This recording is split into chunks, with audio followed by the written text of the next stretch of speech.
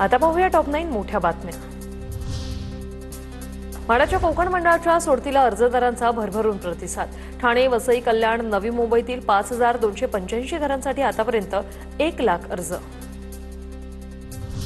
पर्युषण पर्वात मुंबईत 2 दिवस कत्तलखाने बंद राहणार असल्याची मुंबई महापालिकेची उच्च न्यायालयात माहिती। पर्युषण काळ जैन समाजासाठी पवित्र मानला जात असल्याने ही मागणी।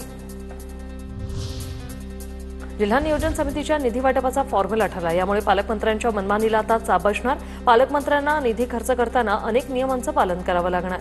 शिवाय केंद्राने ठरवून दिलेल्या दराने वस्तू खरेदी करण्याच्या सूचना। दिल्लीच्या मुख्यमंत्री रेखा गुप्तांवर हल्ल्याचा प्रयत्न। जनता दरबारच्या वेळी दगड फेकून मारण्याचा प्रयत्न। रेखा गुप्ता जखमी झाल्याची ही शक्यता, हल्लेखोर ताब्यात। रेखा गुप्ता यांच्यावर झालेला हल्ला अत्यंत निषेधार्ह। लोकशाहीत मतभेद असू शकतात, परंतु हिंसाचाराला स्थान असू शकत नाही। दिल्लीच्या मुख्यमंत्री रेखा गुप्ता यांच्यावर हल्ला झाल्यानंतर अरविंद केजरीवाल यांच्याकडून ट्विट करत प्रतिक्रिया। वनताराच्या टीमकडून कोल्हापुरात पाहणी। नांदणीतील मठाच्या जागेची वनतारा टीमकडून पाहणी। वनतारा उभारणार माधुरी अध्ययनासाठी पुनर्वसन केंद्र।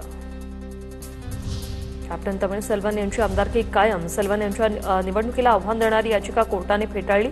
सेल्वन हे सॅन कोळीवाडा विधानसभा मतदारसंघाचे आमदार। राष्ट्रीय क्रीडा विधेयकाला मिळाली राष्ट्रपतींची मंजुरी। राष्ट्रीय क्रीडा प्रशासन विधेयक 2025 चे कायद्यात रूपांतर। क्रीडा प्रशासनात व्यापक सुधारणा होणार। तुळजाभवानी मंदिराचा कळस उतरवण्यावरून अधिकाऱ्यांमध्ये मतभिन्नता। आयआयटीमधील तज्ज्ञांकडून 20 दिवसात नवा अहवाल येणार। तुळजाभवानी मंदिर विकास आराखड्यातून भाजप शिवसेनेत श्रेयवाद।